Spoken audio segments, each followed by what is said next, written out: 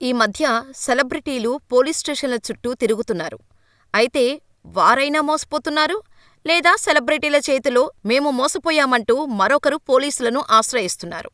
తాజాగా ఈ లిస్టులోకి collection king మంచు మోహన్ బాబు చేరారు. పోలీస్ స్టేషన్కు వెళ్లి ఆయన ఫిర్యాదు చేయటం, వెంటనే నిందితుడిని పట్టుకోవటం కూడా జరిగింది. ఇంతకు అసలేం జరిగిందంటే, సీనియర్ నటుడు మంచు మోహన్ బాబు ఇంట్లో భారీ చోరీ జరిగింది. జన్పల్లిలోని ఆయన ఇంట్లో పనిచేసే నాయక్ అనే వ్యక్తి 10 లక్షల రూపాయలు దొంగతనం చేసి పారిపోయినట్టు మోహన్ బాబు పేర్కొన్నారు. ఈ మేరకు రాచకొండ సిపికి ఆయన ఫిర్యాదు చేశారు. పోలీసులు హుటాహుటిన దర్యాప్తు చేపట్టి తిరుపతిలో నాయక్ను అదుపులోకి తీసుకున్నారు. ప్రస్తుతం దొంగతనం జరిగిన ఇంటినే మోహన్ బాబు కుమార్తె హోమ్ టూర్ చేసి యూట్యూబ్లో ఆ వీడియోని అప్లోడ్ చేశారు. ఇంద్రభవనం వంటి ఆ ఇంటిని చూసి అందరూ ఆశ్చర్యపోయారు అప్పట్లో. ఇక మంచు ఫ్యామిలీ ఇంట్లో దొంగతనాలు కొత్తేం కాదు. గతంలో కూడా అంటే 2019లో ఇలాగే ఫిలింనగర్లో ఆయన ఇంట్లో పనిచేస్తున్న పని మనిషి డబ్బులు, నగలు దొంగిలించినట్టు మోహన్ బాబు కుటుంబ సభ్యులు బంజారాహిల్స్ పోలీసులకు ఫిర్యాదు చేశారు. నిజానికి మోహన్ బాబు తన వద్ద పనిచేసే మనుషులను సొంతవారిగా భావిస్తూ ఉంటారు. అంత నమ్మకం ఉంది కాబట్టే సిటీకి దూరంగా మంచి ఇల్లు కట్టుకొని అక్కడ జీవిస్తున్నారు. మోహన్ బాబు కాంపౌండ్లోనే పనివారికి కూడా అన్ని సౌకర్యాలతో నివాసాలు ఏర్పాట్లు చేశారు. వారంతా ఎన్నో ఏళ్లుగా వీరి కుటుంబాన్ని నమ్ముకొని జీవిస్తూ వస్తున్నారు. ఇంత మంచిగా చూసుకుంటున్నా అప్పుడప్పుడు పనివారు ఇలా దొంగతనాలు చేయటంపై మోహన్ బాబు కుటుంబం అంతా షాకుకు గురవుతున్నారు.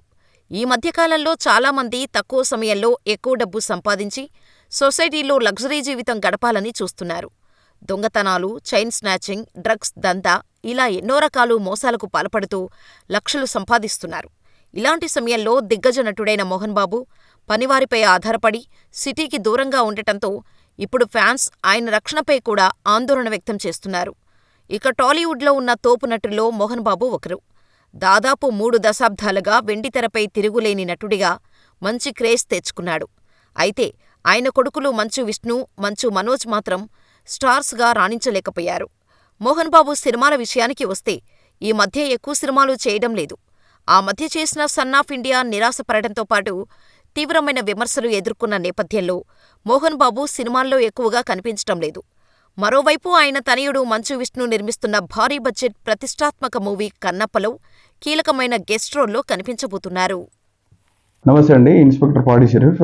23rd నైట్ రోజు మాకు ఒక పిటిషన్ రావడం జరిగింది 10:30కి. దాంట్లో కిరణ్ తేజ అని ఇతను మంచు టౌన్షిప్ మోహన్ బాబు గారిది మంచు ఇంటి దగ్గర అతను సెక్రటరీగా పనిచేస్తాడు. అతను వచ్చి దరఖాస్తు ఇచ్చినాడు. ఏమని చెప్పేసి అంటే 22nd రోజు నైట్ అతను 10 lakhs వ్యాపారానికి సంబంధించిన డబ్బులు తీసుకొని వచ్చి అక్కడ మంచు టౌన్షిప్ లో ఉన్న అతని రూమ్ లో పెట్టి అతను పడుకున్నాడు. మార్నింగ్ లేచేసరికి ఆ 10 lakhs కనిపించలేదు. సో దాంట్లో సీసీటీవీ అది వెరిఫై చేసినారు వాళ్ళు. అందులో ఉన్న పర్సన్ కోవర్కర్ పేరు గణేష్ నాయక్, అతని మీద సస్పీషియస్ చూపిస్తున్నారు. అతనే తీసినని అనుమానం వాళ్ళకు కలిగింది.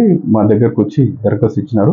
దానిపైన కేసు రిజిస్టర్ చేసినాము. ఇమీడియట్ గా మేము కూడా టీం పంపించాము. ఇన్వెస్టిగేషన్ లో ఉంది కేసు. త్వరలో అతను పట్టుకొని కూడా రిపోర్ట్ చేస్తాం. ఈ ఏదైతే కిరణ్ తేజ అతను ఒక రూమ్ ఉంటుంది, అక్కడ వర్కర్స్ రూమ్ ఉంటుంది. ఆ రూమ్ లో అతను బ్యాగ్ లో పెట్టి పడుకున్నాడు. మార్నింగ్ మళ్ళీ వేరే దగ్గరికి డెలివరీ చేసేది ఉండే. ఈ టైంలో నైట్ అయిపోయింది అని చెప్పేసి అతని దగ్గర పెట్టుకున్నాడు.